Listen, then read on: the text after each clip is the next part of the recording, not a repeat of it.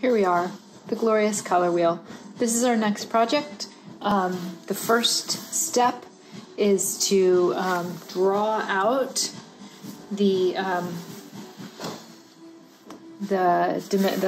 schematic for the whole color wheel, and it's actually drawn on this big piece of paper, and then ultimately, I don't know if you can tell, but it is cut out and mounted on a nice full sheet of paper. So the first thing that you need to do is cut yourself a strip of the Bristol. We're going to be using this because I am assuming that no one at home has compasses. We're going to be using a strip of paper with holes in it to help us draw the circles. You're also going to need to get together a simple push pin to help make those holes. Towards one end of your strip, not at the very end, but towards the end, you are going to, first off, poke a hole. You are gonna have to stick a pencil through that or some sharp, actually no, this one, it doesn't have to be too big in truth, because you're gonna hold that one still and then draw the lines in the ones coming out from that. So the first measurement that you need to make from that hole is 4.5 inches and then 6 3/4 inches from that hole. So here we go, measuring from that hole. Oops, I'm on the centimeter side, don't want that. Measuring from that hole out 4.5 inches. I am going to make a dot, and then measuring out 6 1 2 3/4 inches on the ruler, I'm making another dot. So 4.5, 6 1 2 3/4. And then at those two marks, you are going to take your pin and you're going to punch holes. So I'm just holding it up. I'm making sure that my fingers aren't behind there. And I'm poking a hole. And then I'm kind of wiggling it a little bit, trying to get that hole a bit bigger, because you are going to get a pencil and stick it through that hole. So you don't want a teeny, teeny, tiny one. I'm wiggling it just to make it a little bigger. Okay, there I go. I have my hole at the end and a hole at 4.5 and one at 6 3/4. Everyone's different, but in my mind, I feel like it's going to be easier to draw this whole thing out on a square piece of paper, because we need to find the center in order to make sure that we have room for the whole thing, because we're really squeezing it on. You can see there's just this tiny little bit of margin on this side and a tiny little bit of margin on that side. So I'm going to take this full sheet of paper. It is, just make sure, indeed it is 14 inches on the short side. So I'm going to measure out my paper 14 inches on the long side to make a square. So I'm just measuring out 14. I don't know. This is what I do. One of my friends gave me this tip. He was a woodworker. He made little V's at the marks that he was trying to make, when he was measuring, because he said they're more accurate than dots. I'll show you what I mean in a second, in case you can't see so far away from the camera, but these little V marks, he said, were a more accurate way to measure. So then I'm going to line up my ruler along those marks. And I am standing up. And 1, 2. That does it. So now I have a piece of paper. It is 14 by 14 inch square, and I'm going to find the center of that paper. So starting from the top, if it's 14, it is a little bit off. You know, the paper isn't exactly 14. You'll find it's a tiny bit shy. That's normal. I don't know why. Maybe they feel like they're saving money. And I'm just going to mark a couple little, it's always I like to have, and I'm drawing really lightly, I like to have 3 sort of points when I'm measuring a line, even though, look at, so I make 3 little points, I line it up, and I'm just going to do a very soft little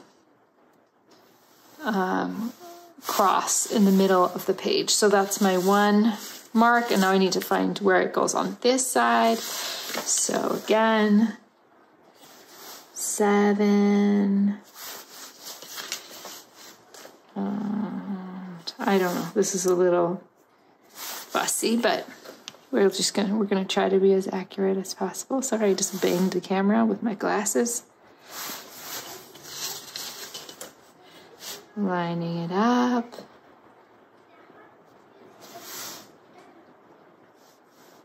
So there's my center of the paper. I am now going to take my makeshift compass. I have a sharpened pencil. And what did I do with that pin? You gotta keep track of your pin. I found my pin at that X, and look what I'm gonna do. I'm gonna poke this through. I'm gonna poke that through. Then I'm gonna go and I'm gonna put my pin right where those 2 lines intersect. Boop. I'm gonna give it a little pressure. I'm not actually trying to poke a hole through the paper, so you heavy-handed people out there, go soft.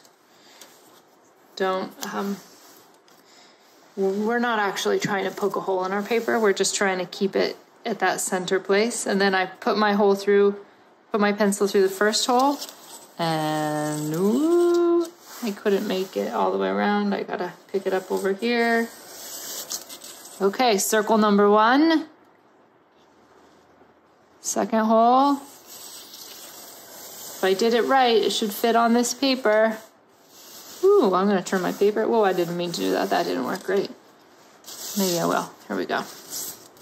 Now, if you get a little look, it's not perfect. It's okay. I'm not plowing down on this pencil. I'm drawing fairly lightly so that I can erase anything. And now we have this outer ring. Next, we have to work on these 2 triangles, overlapping triangles in the center. So each side of these triangles is the same, and each side is 7 3/4, roughly. Okay, let's see here. 7 3/4, pretty close. So on this strip of paper, this is just how I'm doing it. You maybe have a better method, but I think this will work. 7, I'm measuring out 7 3/4. Now I am using the Cat in the Hat pencil, but you can use whatever pencil you have. And again, that measurement is 7 3/4. Now, here we have our circle. I'm going to extend the vertical line just in this central part. Oops, I don't like that pink one. I'm going with the Dr. Seuss here. I'm extending this central vertical line, not through the whole thing, just to touch the inner circle. Now, here's my little guy. From the end here to here is 7 3/4. Hopefully this will work. I'm lining up the point of that to the place where that line touches. I'm swiveling this around, until the 7 3/4 hits the other side, hits at the other point along that. And then I'm using this kind of like a ruler. I'm drawing a line. Now I'm going to go from here. I'm going to line up the tip of my paper, find 7 3/4 where it hits, and I'm going to draw a line. And now we really cross our fingers and hope I did things right, because this point and this point should be 7 3/4. Okay, it's a tiny bit off. I don't know if you can see this. I'm gonna zoom in. You see this? It's a little off. So, but you know what? I'm gonna give you guys a secret. People love, like, straight lines are believable. So I'm gonna just go for it. I think that no one will know. If it's way off, you wanna redo it. But that was pretty much just like a smidgen off. And I don't think anyone, here, let's back up a minute. Give it a look at the end. I don't think anyone is gonna, you know, actually I can kind of tell that this line is a little bit longer than that line, but that's just because I'm crazy. I don't think most people will be able to tell. And now you need to draw, that will be this triangle here. Now you need to draw this triangle that is behind the other one. So you're gonna do the exact same thing, but you're gonna flip it over that away. You're gonna take this thing, your measurement tool, line it up, 7 3/4. And I'm not gonna draw, actually, yeah, no, I'm not gonna draw behind it. I'm just gonna draw, I'm not gonna draw over the triangle I already drew. I'm just gonna draw what's behind it. And again, lining it up where it hits. I have to confess I'm fudging ever so, not fudging, but I'm just going a little tiny bit shy of 7 3/4. So I'm hoping that my tiny bit of fudging will help my measurement come out more exact. Behind where it hits. There we go. Lining up. I don't know why I find this paper method, like instead of just using, you could use the ruler and measure out 7 3/4, but I don't know what it is. I find this way, way easier because then I just have the information that I'm interested in and I'm not trying to keep track of all the other information. And voila, that looks pretty dang good. So what else here is missing from this guy? The other thing that's missing are these. So we have this line and we're missing this line and that line. So we're missing the line that goes straight down from this side. And the way that you get it straight, check it out. You line up this point and that should get you a nice right angle line, the line that comes here and is at a right angle to this base line. So I'm lining up point to point on that triangle, and I'm drawing a line that ends at that baseline of that one triangle. And then let's see, same thing, point to point, and I'm drawing through down to the base. Then I have, oops, that's not what I was looking for, my eraser. You can see, let's see. Oh my gosh, let's see. Where are we? Here we are. So it's like that. And you can see that it corresponds with that. So now I'm going to go back through and I'm just going to erase my little marks that are not what they're supposed to be. And I'm going to erase that guideline.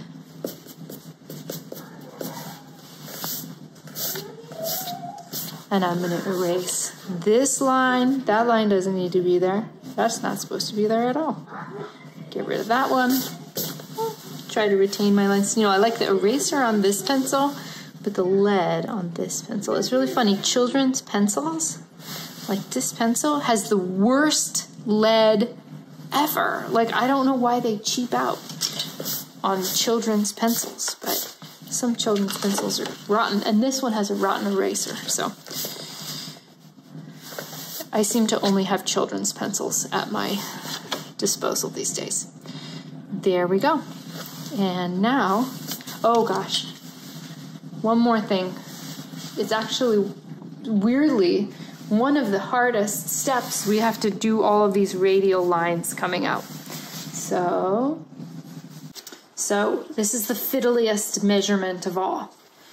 We need to mark a piece of paper at 2 1 2/3/8. So I mark it, I just go straight to the end of that paper and shoop, 2 3/8 big. And then I'm actually going to cut off the rest of the paper. And I will show you why in a minute. So,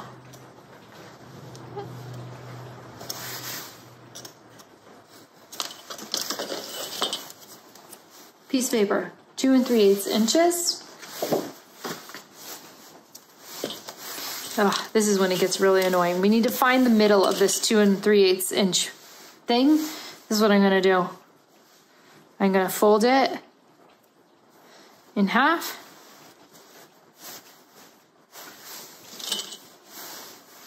Oh, I hate that pencil. And with my Dr. Seuss pencil, I'm marking the middle of that 2 3/8 piece of paper, so I know where the middle is. Because then, with that middle, I'm gonna line up to the tip of my little points of the triangle, and I am going to kind of curve it around that curve, and I'm gonna make a mark at one end of the paper and a mark at the other end. Go to the next point, line it up with that tip, kind of curve it up, point and point, line it up, curve it up, point and point. Do that for all points along that triangle. I've got my marks on each side of all those tips, and now I'm going back to the ruler. I'm going to draw my radial line. So going from the center, lining up with that tip, with those marks that I just made, lining up the center, lining up the tip. Oh, this stupid pencil. I'm drawing the lines that go out from the center. Lining it up.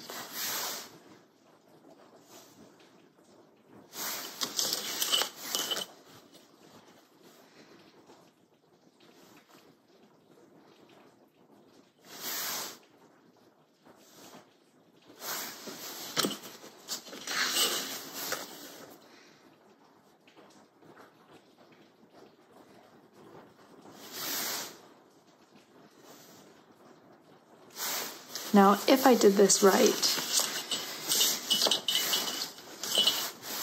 we want this to be the same or close to the same as that one, so that each of these little sort of pie shape things are the same size. And indeed, they're pretty. That's just a check to make sure you're not wildly off before you start drawing all the radial lines, and it's pretty good. That it's pretty close to that, it's pretty close to that. So I'm just gonna keep going and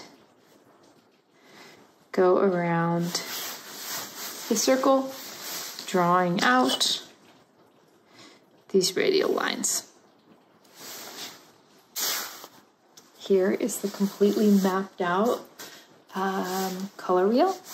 You do not have to reference, you don't have to write down the colors that you're going to put in each thing because you don't want to have to worry about covering up the paint.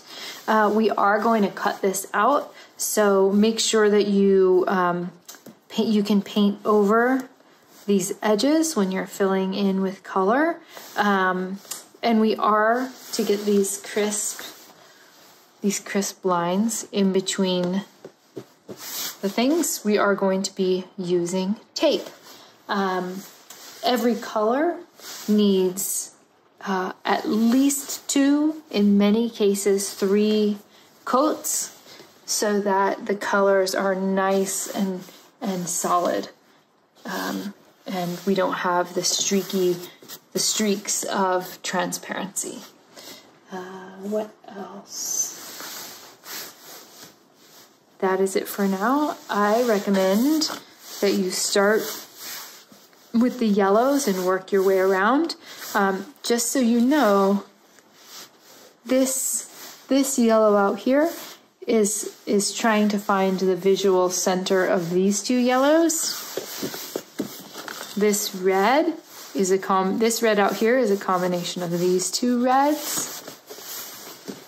This blue is a combination of these 2 blues. And then these triangles, these secondary colors, are a combination of these 2 primaries. So for the violet, you're using ultramarine blue and quinacridone magenta, and you're using those. For these 2, you're also using the ultramarine blue and quinacridone magenta. You're not mixing this red, which is a combination of these 2 colors, and this blue, which is a combination of these 2 colors, to make this series of 3. You're using these 2 colors. And the same goes for the greens. This green is a mixture of the Hansa yellow and the phthalo blue, as are the blue-green, the green, the yellow-green. And then this orange is a combination of the cadmium red and the cadmium yellow, as are the red-orange and the yellow-orange.